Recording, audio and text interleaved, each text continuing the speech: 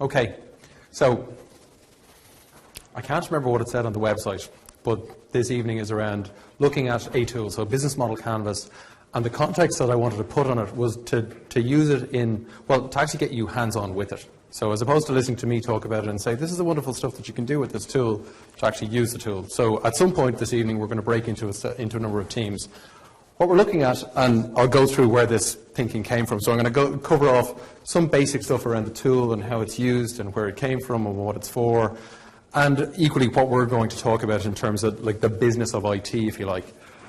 But it's the evolution of the CIO, so what the changing demands are on a CIO, and then what the changing business of IT is as a result of that. And the 4 faces of a CIO, or if there's Joe Peppard, if anybody's familiar with Joe Peppard, he has the 5 faces of a CIO, right? So we're going to stick with 4 for now because we don't have time to do 5.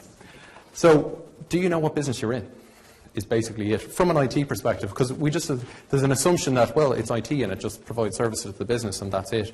But if you think around the design of that and what that means, that's something that we're going to get into later on this evening. And the best bit is I don't have any answers. You guys are going to come up with the solutions to this in 3 different teams. So you'll see Canvas 1, Canvas 2 and Canvas 3 are on the walls. So at some point you're going to have to he's smiling back there, but you're sitting right beside it. I've got pens and I've got the most magic invention in the whole world, Staties, which stick to absolutely anything. Okay? So there's stuff to go around. So the agenda for this evening, and we're late already. Introductions, we've done. Review the agenda. So here's where we are. What time is it? 15:15? So we're about 10 minutes behind. We're going to go through the business model canvas, the components of it, the constituent parts, how it works. Can I ask up front, how many people have used it? How many people? Okay, that's good. How many people have heard of it? Okay, great. This is good, because if everybody had, this gets a little bit lame, potentially. So we're going to go through it. We're also going to look at a piece of research that came out of MIT, and that's kind of the 4 faces of the CIO and where this comes from. We're going to get coffee, and we're going to start work. So we'll just work through. So this isn't going to be a coffee break in the middle for 20 minutes and have a chat. We're just going to keep going, if that's okay with everybody. We're going to split into 2 to 3 teams. We're going to run a workshop, and then each team is going to present back their view of what it is. And this whole thing is around understanding, because this is a tool, right? And it's a thinking tool, and it's a tool to play with, a tool to experiment with. So it's not that you'll get it right first time, because you rarely, well, actually never. You'll never get something like this right first time off. So it's thinking about, well, who are my customers and who are my partners, and what if my partners are my customers and my customers were my partners, and how can I flip these things around, and how do I change the dimensions of how I see my business and what services I offer? How do I kind of play with those things to extract something that actually makes sense? And then it helps me articulate it to my customers and my partners and to everybody else as to what my value is to it. So the roles. So business modelers. So your job is to envision, to discover and design. Facilitator and guides, my beautiful assistants over here, so who will be helping manage the process and explaining the tool, the bits and pieces of it.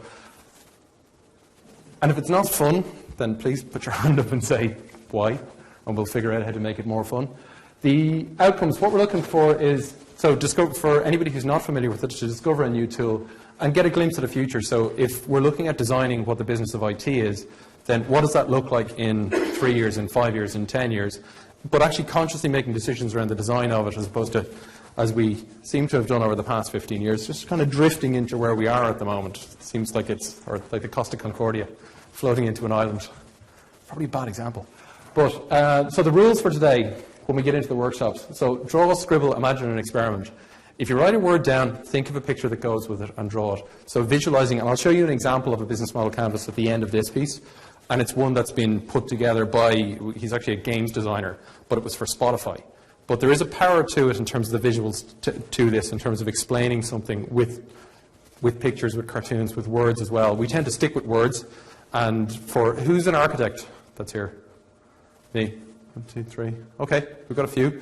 We like boxes and lines, but box and line, if I draw a box and I draw the word, or write the word person in the middle, if I draw a person, that's a better person, in my mind, right? Because it's much more visually engaging from somebody who's looking at it. It just doesn't tell the story quite so well. So draw, scribble, imagine, and experiment. Everyone participates, no one dominates. No invalidation. If you have a different idea, share it. Don't be afraid. And be active and alert. So this should be We should be engaged. There should be nobody sitting around. There should be on your feet, working, and this we'll operate on that basis. So, is everybody happy with that? Yeah? Done? So? Kind of? Yeah, ish. Great. So, what we're going to look at is what business are you in, and this is the business of IT. Who are your customers? I think there's an assumption within organizations that we know who our customers are, but oftentimes we kind of maybe don't. We don't really understand who they are or what they want, and the difference between customers and users in that context. So how do you deliver or sell and deliver your products and services, and what's your relationship with your customer? So how are you actually interacting with them? Utility services versus the high-touch stuff, what do you do? And it might be something that we'll explore a bit in more detail. And then core to it is like, what products and services do you actually sell? Who do you pay and who pays you? So costs and revenues. And in some organizations, this may make sense. In others, if you've got a chargeback mechanism, it makes sense. If you don't, and it's a show back. If you've got nothing at all, then it's a nothing back or no back, right? But so you don't really know what's going on there. But even putting it down as to where you make money, so who's actually giving you money for the services you're providing, and where are you spending that money? And then finally, what do you do? So what are the activities that you're engaged in? And then what do you use? What resources do you use to deliver these things? Okay? So, this guy is one of the founders of Mensa. So back, I don't know, 100 years ago, probably looks like from the picture. If you want to teach people a new way of thinking, don't bother trying to teach them. Instead, give them a tool, the use of which will lead to new ways of thinking. Right? And that's the purpose of these things. And we'll probably run, there's about 10 or 15 tools that I would love to kind of just throw at people. But we'll start with one and see how we go. If the feedback's good, we can continue, and we might have a stream where we just do workshops like this over the next 12 months or so. And we'll go through some other tools in this. But this is a tool to help you think about things. So it's the product, so the bit that comes out the end is not really the important bit. It's the thinking that went into creating it and the decisions you made around who's a customer and what do they do and what activities are you going to do, and consciously making those decisions. That's the design side of it. This is just the output of it. This is a reflection of all the decisions you've made along the way. So, the business model canvas. There was a book. There it is. I meant to return it to a guy called Claudio, who we talked about from earlier on. He lent it to me about 4 years ago, and I keep threatening to give it back, and I brought it in this evening to give it back, and he didn't show up.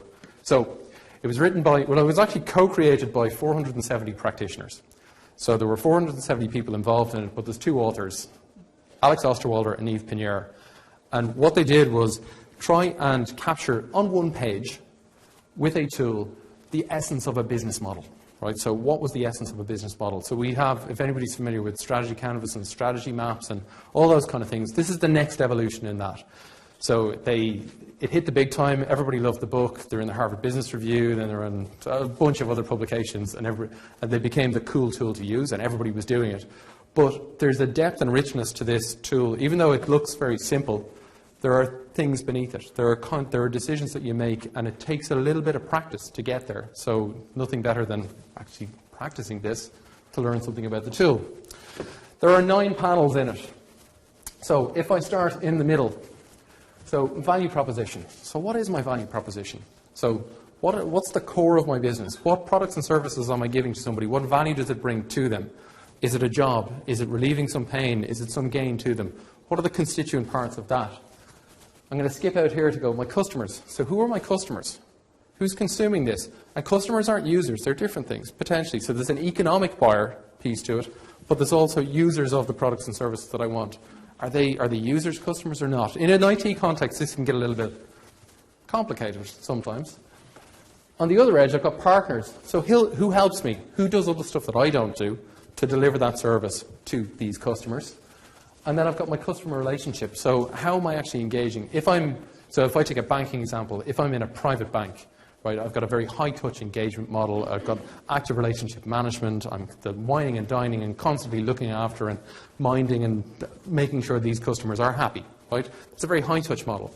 If I'm with a phone company, it's very low-touch. It's self-service. It's completely, as much as possible, it's completely automated because the cost models are totally different. Private banking up here, right? If I'm into some kind of transactional utility service, the margins are much less, so my relationship with my customer is totally different.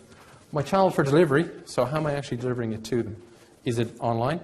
Is it in store? Is it a mix of both? Is it through an app? Is it through devices? How am I actually delivering this service to them? Is it the physical product? Is there a shipping component to it? Revenue streams. So where am I making money? And not just I'm making 100 million here. It's, well, which bits do I make money on? And that can kind of subtly colour the way you do different things. Because, well, if I'm making all my money here, but actually all my activities are focused on doing something that doesn't make me all this money, why am I doing that? Because that's waste. And we did a session earlier on this year on lean, right? And lean is all around waste elimination. So how do I eliminate waste from it? This is a way of actually identifying waste within the way your business is actually running itself. Cost structure, so where do I spend money? My key activities are what things do I do? So what are the key activities? So if you think the top level things that I do, from an IT perspective, we're all familiar with, so we do project management, we do some architecture, we deliver solutions, we've got some governance stuff, we've got all these things. So which ones are key? But that depends on what kind of business you want to be in. Makes it key or not key. And then the key resources are, what do I use to do it? People. In nearly all cases, it's people. I've got some assets, so the physical assets within my IT environment would be one thing. It could be factories or fabs or fleet or whatever it might be, but the resources I use to deliver all of this stuff. So that's the business model canvas. The one thing to remember about it is that there's stuff not in there, right? For a start, it doesn't tell you what's going on in the environment around it, right? Political, economic, social, technological, any of the surrounding environment stuff is external to this model. That's a different model. That lives over there. But it impacts your model there. Equally, what an awful lot of people who use this for the first time will try and they'll take a business, which is the business as it's defined in the company's registration office, and they'll say, here's my business model, and this is my business. Even if they're in 2, 3, 4, 5, or 6 different businesses, they'll try and lump it all into one, and what you end up with is just a huge amount of Post-its on a whiteboard, and you're looking at it going, that doesn't tell me anything. So one of the things that you need to do is look at the type of business you're in, the business model for it, and splitting it out. Now, one of the classic ways of doing it is looking at your customer segments. So who are the customers you're delivering something to, and split it along those lines. Or it could be very clear from the products and services that you're offering that they're actually 2 different businesses here, 2 different revenue streams. So the things that make them different, so splitting is one of the things that you need to do when you start pulling these things apart. Because if you try and lump everything into one, it doesn't work. Because it's just too much and it doesn't make any sense to anybody. So the other thing is, and the big critique, I did some work with, it was a bunch of engineers from a large hardware company. Won't mention who. But they hated this, and they hated it because there wasn't enough detail in it. They were engineers, they were very detail-oriented, and this is a top-level model, right? It's an entry-level one. It's that big picture view of what business am I in. It doesn't go down into the detail. It doesn't say specifically what all the activities are that you're doing. It says what the key activities are. So part of it is that if you're a very detail-oriented person, potentially this doesn't communicate effectively to you, but it can be a useful tool. So it's understanding the constraints that the tool puts on you. That's an important part of learning and adopting any new tool as part of your practice. Has anybody got any questions at this point? No? It's a moment in time, though. It's reflective of the current state or future state. So presumably you would need 2 of them if you're talking transformation. Hopefully you need more than 2. So yes, but absolutely. So you start out with today, and then, or in some cases, you start out with where do I want to be? And with today, we're going to start out with where we want to be. And then the bit for you to do after you go home is, well, where am I today and how would I get to there? If that's nirvana and that's where I want to be, and that's the future state, or one of many future states, because it could be they could subtly change. From an IT perspective, there are certain constraints on us, and we're operating in a specific environment, so it's kind of easier to manage that. When you look at business opportunities, I mean, you have basically the ability with this to say, well, what happens if we just ditch these customers? Because they're costing us a lot of money, but we're not necessarily making much, and we're making lots off those guys, but we're underinvesting in this product line. Why don't we spend our money here?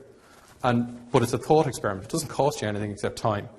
And the fact that something's falling off the wall. You wouldn't do us a favour and just stick the corner of that up. Sorry. It's my... Right. Sure. Sure. Who is it intended for? Is it for somebody who's tool to develop an application? Is it for entirely for the business managers that know this inside out? I mean, who's it intended for? You'd be surprised. So where I've used it, so if you're starting something new, right, and you're trying to understand, even within a business unit, it's for you to learn, but what I've found, certainly what I've found in my use of it is that most businesses are used to running their own business, and they don't think of it from a design perspective. They're very much operational, so they don't have a way of visualizing these kind of components to it, and they don't see it on one page. They see, I do this stuff over here, there's a process that runs, and this runs, and I've got these customers, I've got customer service, but they don't have this view of it, and therefore they don't have the levers to be able to change or do anything with it. So you end up with an interesting conversation along those lines, because you assume that the business understands itself. And the problem, I mean, where this comes from, so this book was written for business people, right? It's now being taught in business schools. So that's where it comes from. And what they found was that businesses didn't understand how to describe themselves or how to design themselves. So this tool helps people design it. And it's one of many, but it's one tool that helps a business design itself. So if you're looking at who would use it, if I'm an analyst or if I'm a business architect or if I'm working as a relationship manager, there are top-level business views of the organization which should be agreed upon by senior executives, so C-level executives and down should have this view of their business via these business models. Whether they want to call it models or not, whether they want to use the tool or not, they need to have this view of how it all hangs together. Where I've found it useful is that it clarifies what it is we're trying to be, and that dictates where we're going to spend our time and effort. So where we're going to spend money and what activities we're going to be good at. And that's the key piece to it, because you can't be good at everything. So you've got to be good at the thing that's going to make you different from everybody else, or the thing that's going to differentiate you as an organization. Does that answer? So it can explain to, like, if you get down to solution level, where you've got a bunch of people who are working on delivering it, they know what business they're trying to build or change or do something with. And they know, so if you're trying to improve, like increase revenues, or like whatever it might be, net margin or something like that, that you want to change a top-level metric, it should be visible through this, and that should be kind of the overall goal is to achieve this with these numbers. So you're overlaying numbers on top of this to say where you're at. We good? Right. So, first some background. Anybody familiar with MIT CISR? Don't put your hands up. No. So it's I can't remember what CISR stands for, but they're the guys who, I guess they're probably the most prolific authors around enterprise architecture anywhere, I would think. And so Peter Weil, Jeannie Ross are kind of the two poster children of it. They've written a number of books, IT Savvy, Enterprise Architecture Strategy, and a bunch of other books in that space. And they publish white papers. It's pretty much on a monthly basis you get something out of them. So I read them fairly religiously, right, just to see what they're thinking. And they do in-depth research where they go in, they get stuck into an organization or a bunch of organizations. And as I've been reading through this, things have been coming through. They've been talking about the digitization of business for a while. They've been collaborating with Gartner on some of this stuff in terms of transformation of business and how that works. The one that we're going to kind of cover off today is this paper. So this deck will be available afterwards, but it's what does the future of the CIO look like? So the four faces. So who's the CIO today and where are they going? But they did that they looked at a ton of companies. I'll talk to you a little bit about that in a minute. The other one was they did a study on, it was just under 2,000 companies in collaboration with Gartner. And they looked at organizations who looked at optimizing at the edge, so improving customer experience and transforming their business by doing that, by creating digital channels for them. So if you look at banking or you look at anywhere in financial services where you're trying to change the way that people consume services that you provide to them, then if you did that, that was one strategy. And then they looked at organizations that optimized in the middle, that looked at core business process and optimizing that bit in the middle. And then they looked at the financial metrics out of them, and they discovered that people who optimized at the edge, from a revenue perspective, outperformed the guys who optimized in the middle, right? Because you generated more customer satisfaction, you did a bunch of different things. So they've got some backing for it. So that's the second paper. The first one is around the faces of the CIO. So they're kind of the backdrop to it. So, I'm going to talk, actually, first off, I'm going to rattle through this quick enough. But the future of the CIO was Peter Wheel and Stephanie Werner. And the findings in this report, so I'll summarise it. I mean, I would suggest reading it when you get a chance, but I'm just going to summarise what they found out of it. What the business expects is, I expect high-quality, cost-effective IT services. That's what I want. That's just the entry place, right? If you can't do that, I don't want to hear about strategy, I don't want to hear about customer experience, I don't want to hear about anything else, because you're not at the table yet, because you can't just do this for me. So cost-effective and high quality. So I've got to be able to deliver a quality of service that makes sense. Does that sound about right as an expectation? Yeah? Too high? No. The influencers, so things that are actually happening in the environment at the moment, so end-to-end digitization. So Procter & Gamble want to be the first organization in the world to be digital end-to-end. They don't want anything, they don't want humans to have to do much in the middle of it. They want the whole thing digitized from one end of the process to the other across all of their value streams. And that's a stated objective of the CEO. Right? That's where he wants to go to. Procter & Gamble would be a poster child for kind of how are transforming industries and how they operate themselves and how they keep changing and how they keep doing these things. But it's not like they're perfect, but they kind of set a tone, and it's one of the companies that's involved in the research. The other one goes back to the experience is everything. So the customer experience, that first touch, so the zero moment of truth, the bit where I touch your product or consume your product, or how do I do it and how does that make me feel, and what the journey is to get there. Is it bad? Is it good? We've seen it. So I do a lot of work with a large policing force in Ireland. I don't need to be any more specific. But like one of the things we're looking at the moment is a customer experience journey. So what's the journey for a citizen to consume a service? What are the negatives? What are the positives? And there are things there, and Vivian's laughing.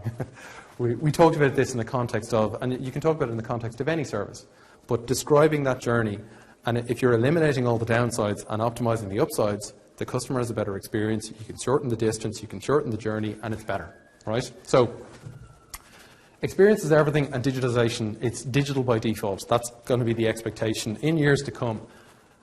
The difficulty we have right now is there are a lot of disruptive influences coming in. So you look at traditional media companies, you look at telcos, you look at all of these companies who were traditional organizations, who are built up around with kind of a huge amount of legacy in terms of both the technology that they have and the way they did business. And then you look at these disruptive companies, companies like Spotify, which I'll talk about later, and they don't carry any of that baggage. So they can get this stuff for free because they can come in and design themselves based on these new platforms, based on cloud, based on being optimized for digital and optimizing the customer experience and designing themselves as they go and designing themselves to change. Whereas the big old companies can't do that because they're carrying too much baggage. But there is an opportunity to kind of park some of that stuff and move on. But you need some of these tools, the design tools, to help you think about doing that. So the goals then, so if we look at revenue generation, from an IT perspective, shared services, optimizing business processes, optimizing customer experiencing, digitizing end-to-end, and overseeing operations. So there's some of the things that are going on in terms of some of the demands that are being put on IT at the moment. So let's meet the characters in our little act. So this is, if Claudio was here, I'd blame him because I used to rob pictures from all over the internet. Sorry, license effect. Properly, I'm looking at the camera now and going, I used to license pictures from all over the internet. And then Claudio decided he was going to draw slides, and then I decided, well, I'd learn how to draw, and then this is what you end up with, okay? So they're not as good as Claudio's, but they're mine. So Joe's an order taker, right? And in the survey, so there was 1,508 CIOs across 60 countries. So it's a fairly significant sample that they looked at. And what they looked at were, they tried to come up with 4 different bits to it. And it's not like that this guy only did that. He did some of these other things as well, but in terms of the overall percentage, they would classify themselves or could be classified as order takers. And we'll get into what that means. So 44%, which is nearly half, is Joe the order taker. Then I've got 36% is John the facilitator. He's moved up the value chain a little bit in that he has a seat at the top table and he can talk about strategy and not get kicked around the place because he's stabilised the level of service. He's meeting the quality expectations, etc., etc. Then you've got Tony, right? Tony is the optimizer. He's meant to look like Iron Man, but he's not. So 10% of people were Tony, and Tony is the guy who's optimizing the core business process. So he's trying to optimize the bit in the middle. And then I've got Angela, who's the experience shaper, and that's all about the stuff at the edge. So if I'm to follow this through, I can start here. I'll probably graduate to here, but then I've got a choice. Am I going to go there or there, right? Or I might have to split. So there might be two of me. There might be two CIOs, one who's doing this bit and one who's doing that bit in this new reformed type or IT organization of the future. Does these sound familiar? If I was to ask how many people would put themselves in this bucket as order taker, kind of not actively partnering with the business, don't feel the need to be shy. You see? No? The facilitator, a bit more involved with business strategy? Yeah? Okay, 2. And in terms of optimizing core business process? Okay. And experience shapers? Nobody. I didn't expect anybody to be doing that. But, right. This is just a table that's pulled straight from the document, but so it's in the deck for afterwards. It's hidden, but I couldn't get my Mac to work with the projector. It's a long story. If we look first and foremost at Joe, right, he's an IT services CIO, and the reason I'm starting with the CIO is because there goes the rest of the IT organization. Whatever the CIO gets asked to do, that's what everybody else ends up having to do, right? Because the engine room underneath it has to respond to that need. So the order taker, managing an IT organization, its infrastructure, apps, projects, concerns are cost, risk, and service levels, right? It's all the commodity stuff. It's the baseline expectation that's there. The performance measures. So when they looked at these organizations and then looked at their performance, and I'm talking about their financial performance as a business, they found that there was mixed overall performance. So the businesses didn't perform extremely well. There was a lower return on equity. There was an increased sales from existing products. So they were milking existing products, but there was increased price competition and an impact on profitability. So they were suffering from competitive forces. And so that tells me they're not innovating, right? They have no ability to innovate, yeah? Because they're focusing on an existing portfolio. If I then, and what I describe this as, and this is a different presentation, but it's dinosaur farming. So I'm basically minding and managing this old legacy business model, and I'm keeping it going and I'm satisfying its need, but I'm not helping it change, and I certainly am going to help it survive through the future. So then I've got John. He's the embedded CIO, so he's a facilitator. He's focused on business strategy. I mean, he's really playing kind of at that level. He's still got to keep the other stuff going, so he's got all the duties of the internal guy, but he's got to do this other stuff. I found a typo. So he's non-IT focused. It's process optimization, new products and services development, regulatory compliance, risk, and investment prioritization. So are we spending money in the right places? That's what they're focused on. Now, when you look at the concerns, that drives the shape and style of the organization in terms of where you are, right, and what you're going to do. When you looked at performance measures for them, so return on invested capital, there was better than average performance there. So they got more from the capital they were investing. So they had better performance than other companies in their, because they did like for like and they normed out. You can see all the statistical analysis if you want in the back of the report. It tells you why have they did it and how they normalized for different effects in different industries and things like that. But Tony then is enterprise process optimizer and external focus, customer oriented, customer, suppliers, users, employees, government, relationship management and alignment. So their whole thing is to integrate with the business to try and help change business units, help change businesses, optimize the flow of information across, look at the information environment, the total knowledge environment in the organization. And performance-wise, they were better, they were more profitable. So better net margins as a percentage, right? That's where they were. And then finally, you've got Angela, the external customer experience shaper, and they're external focused, customer oriented, so they were shaping services, creating experience, and it's more about vertical integration into their industry. So looking at customers back then into suppliers. And they were more innovative, and the measure for innovation in this particular sample was sales from new products over a 3-year period. That's how they measured it versus peers who didn't do this. So everybody happy that there are there are 4 different views then in terms of who they are. So I've got the internal I've got the embedded, right? So the embedded is doing all the internal stuff, but is playing more a strategic role in terms of the shape of the organization, but isn't radically changing it. I've got the process optimizer who is looking at changing the internals of the business. And then I've got the customer experience, which is around the vertical integration within an industry. So looking at the customers through to the suppliers and how do I do things at the edges.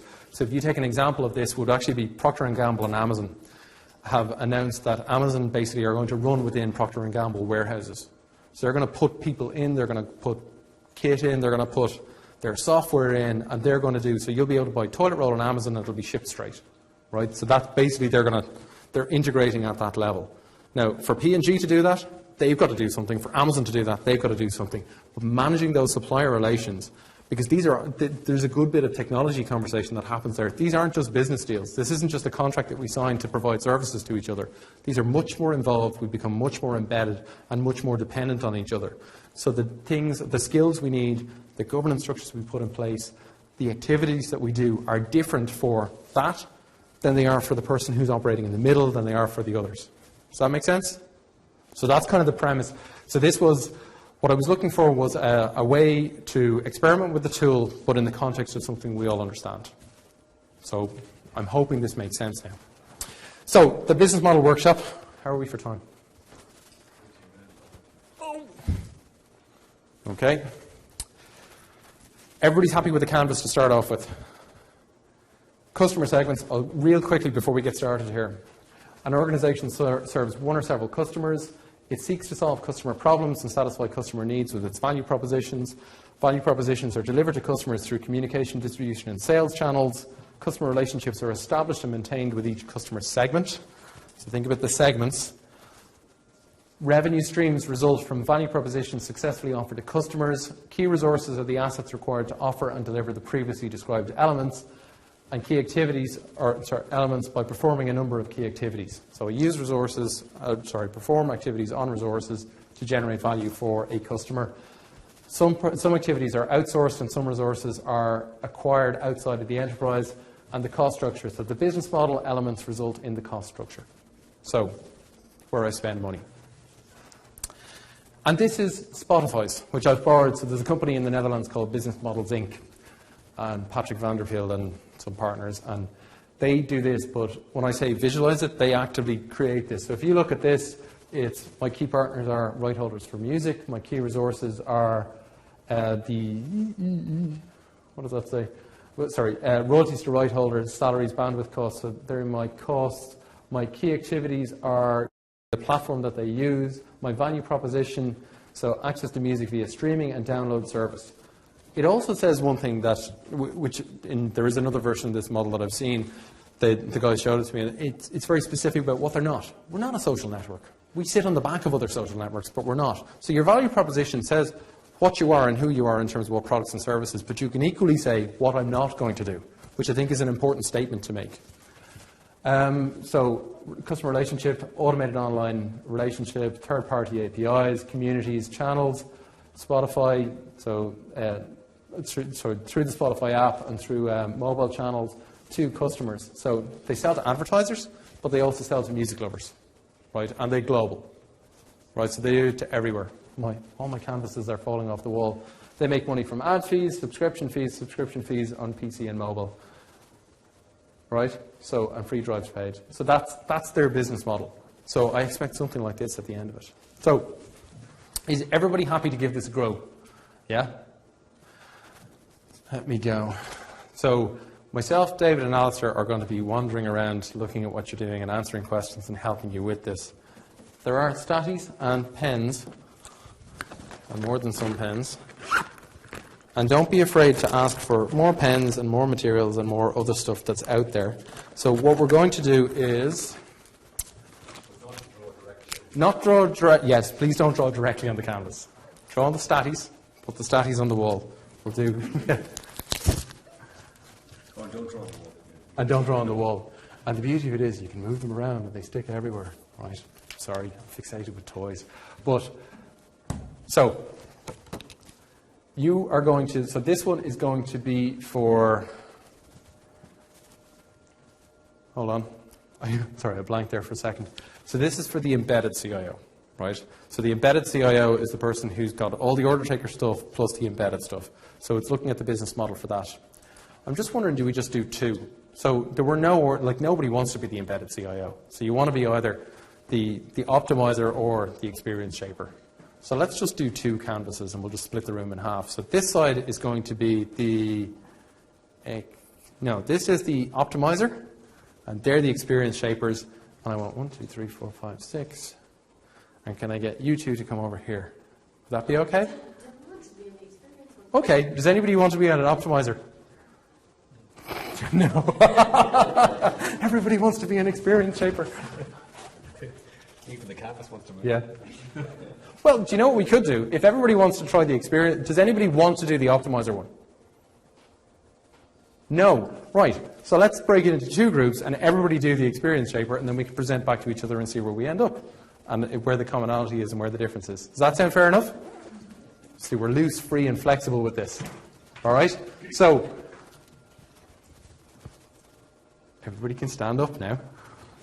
Take a quick stretch. Go in and grab a coffee.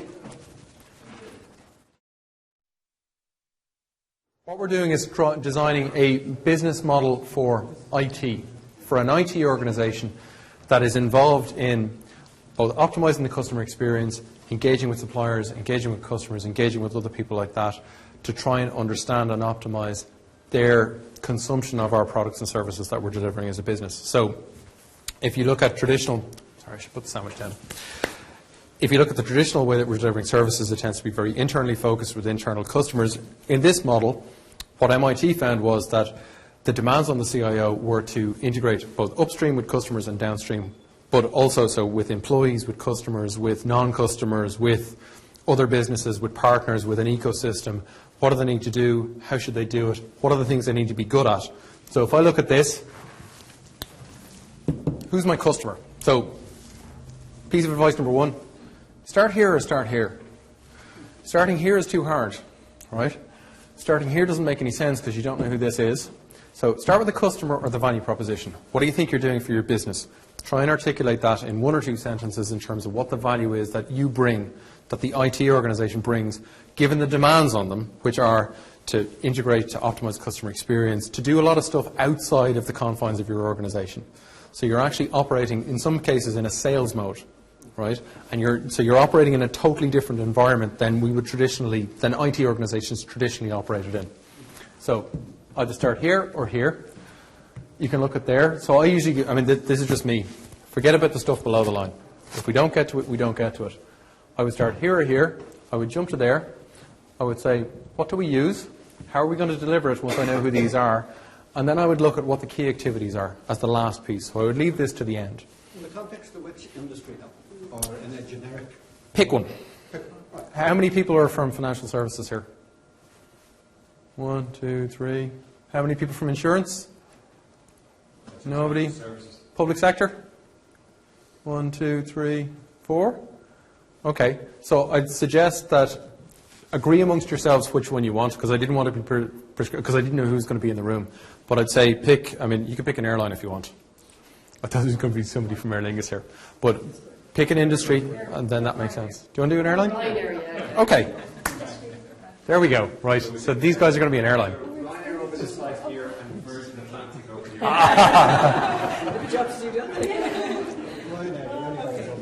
And these, yeah. But we're doing it for the... You're doing it for the IT, but within the constraints of an industry that you're looking at. So we're looking at how IT can help improve the customer experience.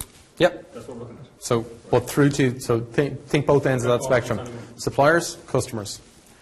No, I didn't say that. Your budget goes up when you look at the budget numbers from the study. The better you get, the more money they give you, because you're much more fundamental to the business. So therefore, your budget constraints at the moment, because they're looking for cost-effective delivery of service levels, that disappears out the window now, because now you've become a line item on a P&L, and you go, ooh, great, we've got budget, because we're part of the business. Before, we're a cost over here. Here, we're a value, or we can be a value. So think of it in those terms. What I might do is put two canvases, and then you can play across two different ones, if you want, for each one. No, for each one, because I've got more here. No, let's leave it at 1. Let's leave it at 1. Everybody happy to get going? Yeah? So, here's your statties, here's your pens. Please don't write on the walls. I'll have to pay for the painting. Right. There is a table in the deck. We'll send the deck out afterwards to you, and it goes through what the key activities were for each of the different CIO types. Then it looked at effective governance mechanisms, so what things actually made them successful. And then it looked at the metrics, so what the performance levels of them, and then it's got a lot of detail behind that in terms of just how they did it and how they normalized for it. But from an external customer perspective, the big thing what the key activity was working with customers, right? So that was one of the key activities in here, was working with customers, which most IT organizations are not set up to do, right? Just think about how you're set up at the moment. They're not set up to do that. So actually, here we go. And then in terms of governance mechanisms, because you're not doing all of the stuff that an embedded or the internal CIO does, you've got somebody else doing it. So you need to be good at managing outsourced partners, because all that commodity stuff is now somebody else's problem. And you're focused on the stuff that the business wants you to do, but you've pushed that out. But what it means is, so that the counterbalance to it is that you need to be good at managing partners, and you need to be good at sourcing. So supplier management and sourcing become key activities for you in terms of your success and your ability to do it, because they're supporting your ability to free up time to do the other stuff. So from an IT perspective, it does shape your organization. So you're not being asked to deliver solutions anymore. There's governance constraints there in terms of assurance to make sure everything is in line, but you've got to be good at those bits there, which is managing partners around it. And then, now obviously this is motherhood and apple pie, but project gates aligned with company objectives. We all love that, right? But that was just a finding in the report, that you need those gates, and you need things like how many. Actually, I'm not going to ask this. I don't want anybody to answer this question. But one of the things I found. So I work as an advisor with IVI, and one of the questions we ask going in, well, certainly when we're initiating an assessment, is how many projects have you killed in the past 12 months? Right? Have you just bullet in the head, stake through the heart, project over, not spending any more money on this? And by and large, we find that most organisations don't. These things just limp along, right? But having strong gates and strong governance, which means that you don't do it. I know certain people, if I can point out some people in this room where I know they have killed projects, right?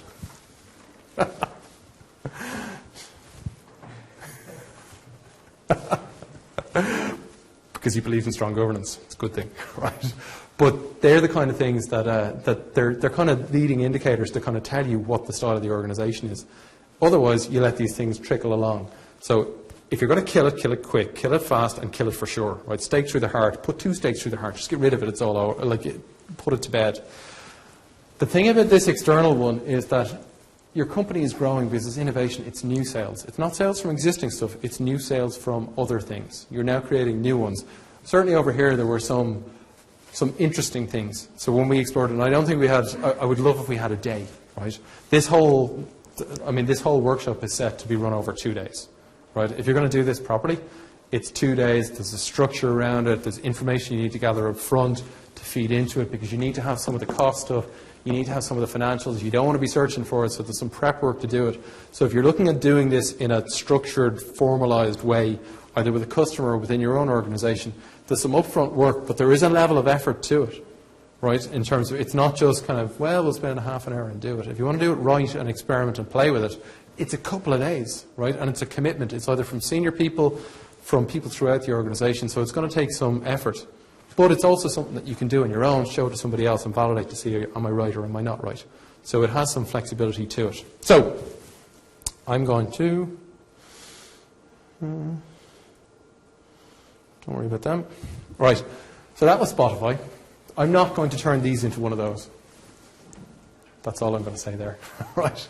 But I've kind of drifted to an end here. I think it's now time to go because it's 5 days. Yes, go. We use it there for breaking it down to an IT department. Mm-hmm. Okay, what value? Could you use it, or have you ever seen it used for a project decision? For a project decision? Yeah, say a company that was considering implementing ERP or CRM or something. You could look at it as a basis to... to decide? No, I certainly haven't seen it used that way. But I can see where you're going with it, because if you, say you rip and, like the example I gave, it was a large retailer, and they were putting in Oracle e-business and ripping out like 700 old systems. I've seen the model used for defining requirements for RFP, so that you get an understanding of what who the users are going to be, what the key possibilities and they have issues that the RFP, so it can be used from that perspective. So yes, I think is the answer to the question. But I've never used it in that context, so I wouldn't. Some of the A3 thinking may have it. Yeah. So A3 thinking, so that like there's an A3 thinking process, and there's a tool around. It's basically an A3 sheet, but there's 7, 8 sections on it. Yeah, something like that. But effectively, it's trying to define either what a problem is, and then how you're going to approach it. So there's a few different ways. So you could use it for root cause analysis, but in the context of what you're doing, it's looking at an opportunity, right? So that might be a more appropriate tool. But again, that was one. Did Claudio cover that one in that session earlier on this year? He did, yeah. So I'm not sure if we've got the video for. Do we have the videos for that one? Yeah, I think anybody's got access to the ICS videos. Yeah. He's got the SlideShare one, and I think there's a few recordings of it. So for anybody who's interested, please send us an email and we'll send it back out. Again, as I say, there's a few. So there is a value proposition canvas, which I didn't want to get into. But basically that just takes that bit and just goes in. But again, all of this stuff is question backed. So it's backed by a set of questions. It's supported by the ability to test and validate these things and to challenge them. So how do I prove that I'm right? How would I know if this is working or not? What metrics can I put behind it to see if this is right, wrong, or otherwise? So that's Business Model Canvas. It was a quick intro. For those who hadn't used it, you got a chance to use it, hopefully to understand something with it. Hopefully you'll get a chance to play with it. It's something that you don't need, like you don't have to buy software for it, you don't have to do anything else like that. You can just draw it on an A3 sheet of paper and start messing with it.